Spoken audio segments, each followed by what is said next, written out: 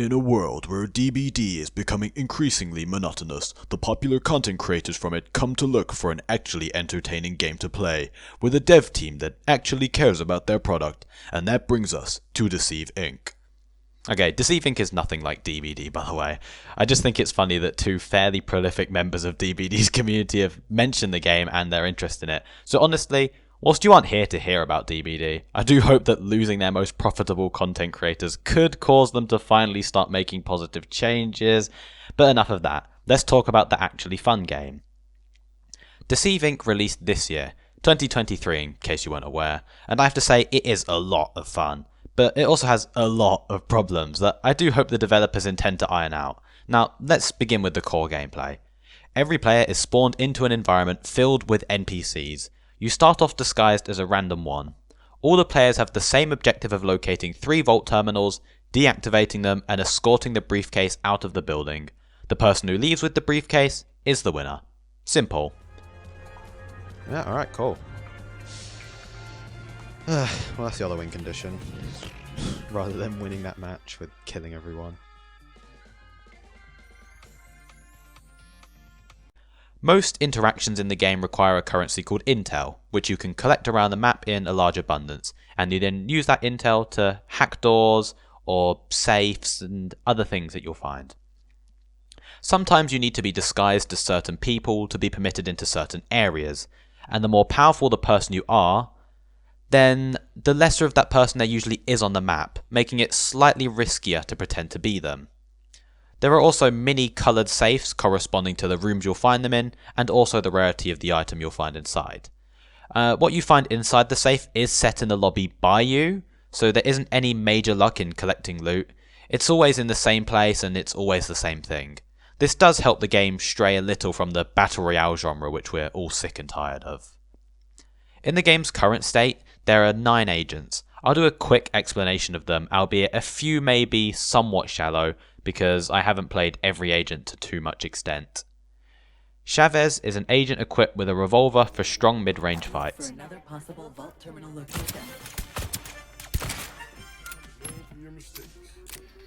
His main ability, known in the game as Expertise, is called Hard-Boiled. This gives him temporary invulnerability at the cost he also cannot shoot, making it a strong getaway tool. His passive ability is called Tough Luck, and allows some damage being taken to be reduced to grey health rather than completely gone. This health will regenerate after some time. Now before I continue, I should mention that every character has 2 extra variants for their gun, expertise and passive. They do make the characters play mildly different, but they aren't significant enough changes for me to go into detail about them. Ace is equipped with a sniper rifle, which encourages you to pick your fights carefully.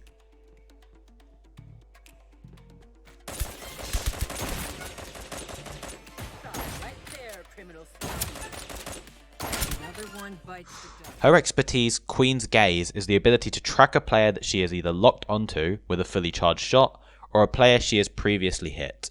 This allows you to keep track of anyone that tries to run from a gunfight.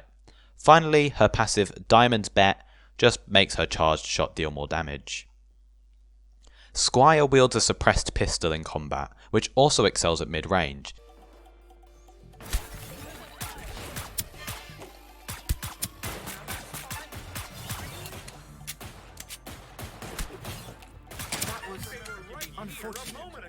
His expertise, Eyes on the Prize, will highlight valuable items around him, which most of the time it's just intel.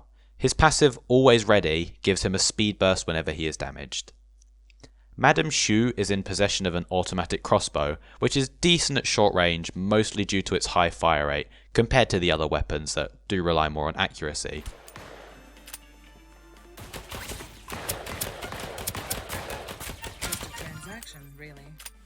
With her expertise, Cobra's Deceit, she's able to instantly teleport to any NPC and become them, leaving behind a decoy of herself.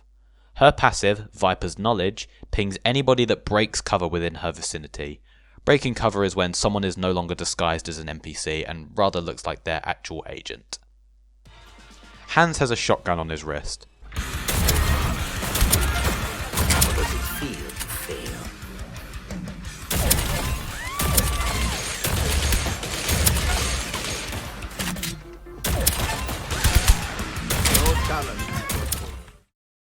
His expertise is called Incapacitor Orb, and when it strikes a target they are neutralized and slowed. Neutralized means that your opponent can't use their expertise. His passive Dreadful Presence breaks the cover of all players around him when he himself loses his cover. Cavalier wields dual pistols.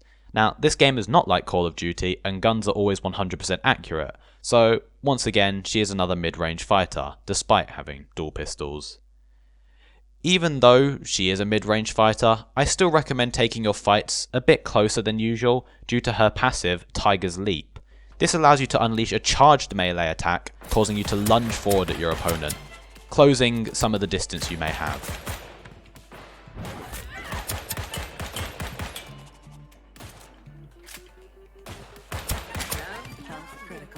Jesus Christ.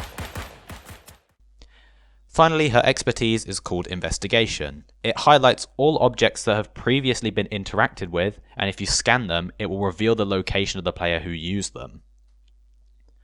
Larsin has a small pistol with a very high fire rate. It's good for close range battles. To add to that, he also throws it during his reload animation, allowing for additional damage to be dealt in what usually would be a moment of vulnerability. You have found a volcano. Good job. You must have not seen it coming. His expertise Adieu allows him to turn invisible, temporarily, until the timer runs out or he manually deactivates it. And his passive Merci Beaucoup allows him to steal a player's most valuable item with a melee attack. Yumi runs around with a slingshot in an FPS game. I legitimately never see this character played, so I really don't know what she excels at. Whoever enters this is in for a surprise.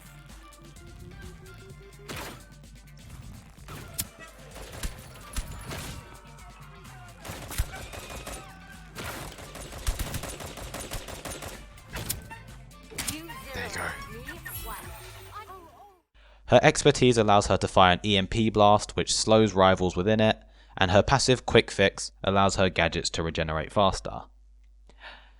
And the last currently available character, Red.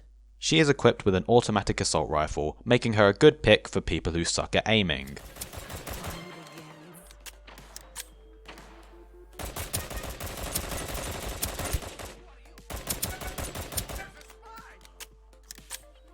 Stop running, pussy. Just the way I like you.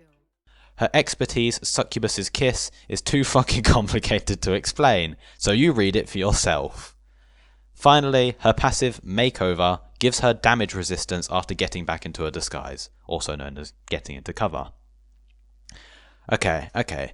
There is also gadgets, which are these unique items that every single character can use and you can switch between them in different matches, but there's enough of them that I don't really want to bother explaining. I think that's something you can explore on yourself if you're interested in the game. So I do kind of want to get into the complaining now and what I think the game needs to truly excel. And I do really hope that the devs slowly take a lot of these problems into account, as I think the game does have a lot of potential. And also, the game is a little on the pricey side right now, but I can see it going down in the future if the game gains more popularity. Problem 1. If you are fully kitted before the vault is unlocked, there is legitimately nothing to do. There is absolutely no incentive for you to unlock another vault, because that would just run the risk of you sticking out more and dying. I mean, whilst this never causes a stalemate scenario because there are more players than vaults, it's just pretty boring to sit around and do nothing whilst you wait for your opposition to do your job for you, which ironically leads into my next problem. The game very much will require different ways to play other than agents and maps to stay relevant. The current game mode, whilst fun, can swiftly become boring when a bunch of people you're meant to be against have to temporarily work together so that you can all progress. It's like when you're playing Fireboy and Water Girl with your mate at school. Neither one of you wants to press on the button because the other just gets to go ahead at the cost of doing absolutely nothing. And in this example, you're meant to be working together. In Deceive Inc., you have to work with your opponents unless you do everything yourself. But like I said, there's no incentive to do that. So to get back to what I was saying, I really do not see myself or others having the patience to play this same game mode for hours on end. It's fun for a short time, don't get me wrong, but eventually you will get sick of it, like anything. And I do believe there is a lot of potential in the game for other types of gameplay. Something Hitman related, where you all have to take down different targets, or even just a game mode where the sole objective is taking the other players out and being the last man standing. I know we hate battle royales, but the game actually is quite fun. The gunplay is really, really fun, but then that brings another problem. They are still yet to put the Deceive into Deceive Inc. The game in its current state doesn't reward you enough for getting the drop on someone. If you're against someone with half a brain and the mental capacity to move their mouse to track you, there is a very likely possibility you'll still lose the fight to them, even after getting the first shot. Now, fundamentally that isn't a bad thing. It wouldn't be very fun if you got shot in the back of the head and instantly died. But on the other hand, a spy game shouldn't just end up feeling like another FPS where the better aimer wins.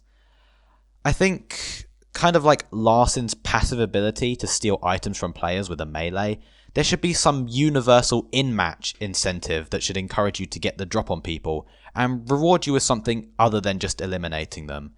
And I say in-match because I know it's a classic for some developers to think, oh, we need to reward people for getting the drop, so we'll just make it so they get double currency at the end of the match. No, I don't want something like that. I want it to give you an advantage in the game. So an example I thought up on the spot is that having your having your cover broken by a player shooting you could cause some kind of harsh damage, like 10 or 20 health that is shaved off permanently. This means that you cannot go to a heal station to heal it, and you can't auto-regen it with any kind of spy cache or Chavez's abilities. Obviously, I don't think it should be permanent. That wouldn't be a good idea. But I do believe it could either be permanently damaged within a timer, maybe 5 or 10 minutes, that could be too long, that could be adjusted. Or the other option is that you could require someone to navigate somewhere on the map to cure that health. Kind of like, hey, track to this location, grab this vaccine or this like bandage, and then you can heal that health back up rather than it being permanent damage. And this is a good thing, because it requires somebody to go away from doing the objective. They're distracted. It allows your opponents to get an advantage on you for your mistake, whilst not costing you the entire match because you died. And this also allows for a hit and run playstyle, which is good in a spy game, because for once you're actually rewarded for being stealthy, and you can punish the people that aren't. And it's why the characters I feel strongest in the game are the scoundrels, those being Madame Xu, Larsen and Red. I mean, Red is probably the weakest of the three, because her ability does not forcefully end the gunfight. Your opponent can still choose to continue fighting you, they will just be at a major disadvantage. Larsen and Madame Xu, however, can escape fights completely unpunished after losing them. Similar to Sombra and her translocator in Overwatch, Xu can simply teleport to a random NPC if she's going to die, leaving behind no clues as to who she turned into and blending into the crowd. And Larsen can just straight up go invisible, relocate to somewhere else with no insinuation as to where he ended up. This makes these characters, sure, a nightmare to face, but I think they fit their game the best, allowing for a playstyle that rewards exactly what the game is about, blending in and punishing the people that don't. Now, this fourth one's a minor problem, but I think the character masteries are not very good at motivating you to play a character. It kind of locks behind some required alternatives of abilities behind them. So what happens is you end up having to torture yourself with matches on a weaker kit just so that you can play with a kit that actually competes.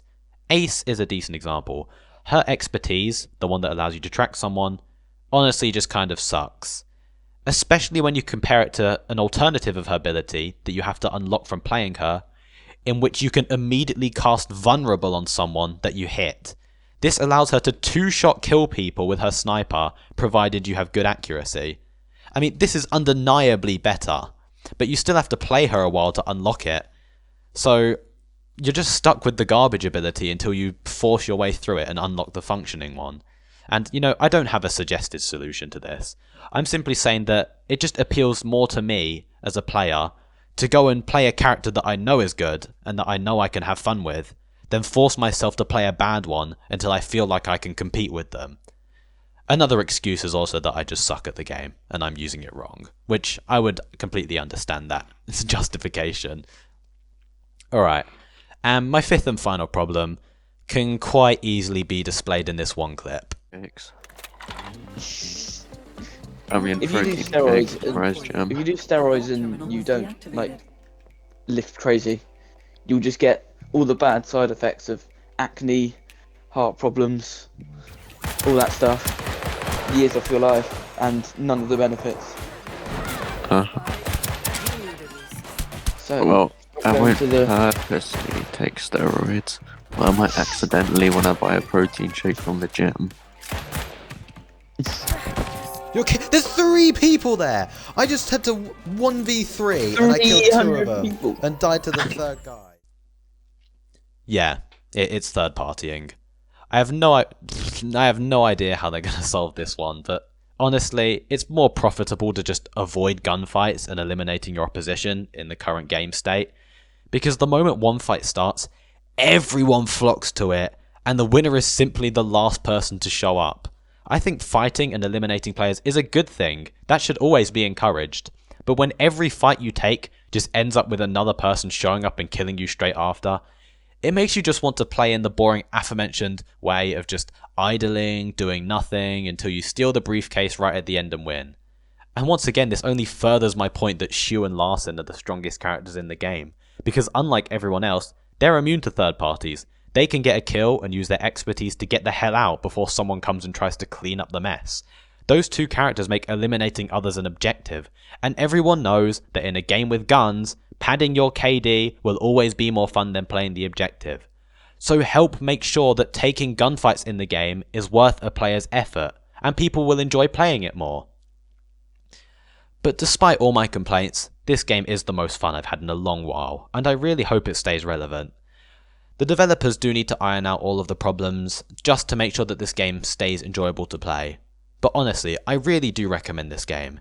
If you're short on money, I personally would wait until a sale, because at its current price I would consider it a little on the pricey side. But if you're perfectly willing to splash a little and this video interested you, please give it a go. Steam always offers refunds for less than 2 hours of playtime, so just keep that in mind. Even if you don't like it, you can get your money back. And as much as I've complained and I've gone over a bunch of problems, in the end, none of them are truly so prominent that they make the game unplayable. It just has its minor infuriating moment, just like the third party clip. That's not every single match. It just feels like sometimes there's nothing you can do, but no game is shy of having those, so please, don't let it dissuade you from giving it a go if you do like the sound of it. Anyway, with that being said, my name is blubberblub. Hit the funny buttons that you already know I'm going to ask you about, and go kill some people in game. Bye bye.